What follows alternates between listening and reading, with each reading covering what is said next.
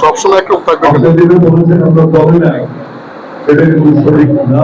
এই জন্য এই আপনাদেরকে বলেছি যে প্রেসিডেন্টের কথা বলছেন, সেই প্রেসিডেন্টের মিটিং উনি ডাকতে পারেন এবং এটা আমাদের পদক্ষেপ হয়ে আছে। মহাসচিব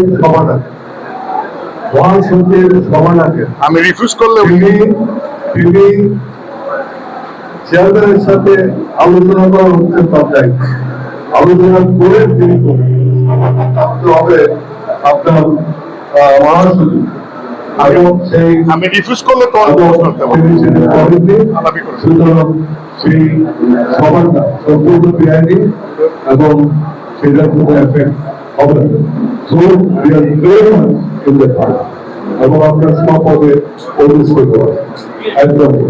আর 2 নম্বর উত্তরে পরিবর্তন কেন?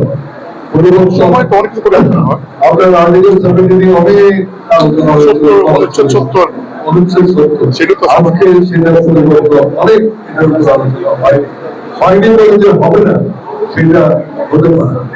এবং সবচেয়ে বড় জিনিস আজকে যখন যেমন আমি বা চন্দ্র গিয়ে তখন কিন্তু আমাদের বাড়ি থেকে বের হওয়ার বাড়িতে ছিলাম থাকার সময় এবং যখন তার সাথে সম্পূর্ণ ভালো একটা আমরা কাজ করছি তখনই উঠেছি।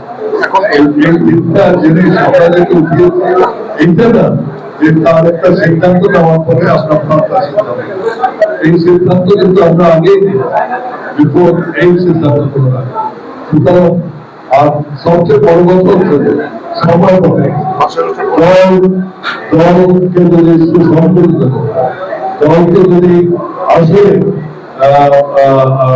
প্রগতিশীল করবে এবং আমাদের যে সম্ভাবনার কথা বলছে এখানে যে নতুন যে একটা অবস্থা বিরাজমান হতে যাচ্ছে সেখানে আমি মনে করি আমাদের দলের একটা বিরাট সম্ভাবনা আছে।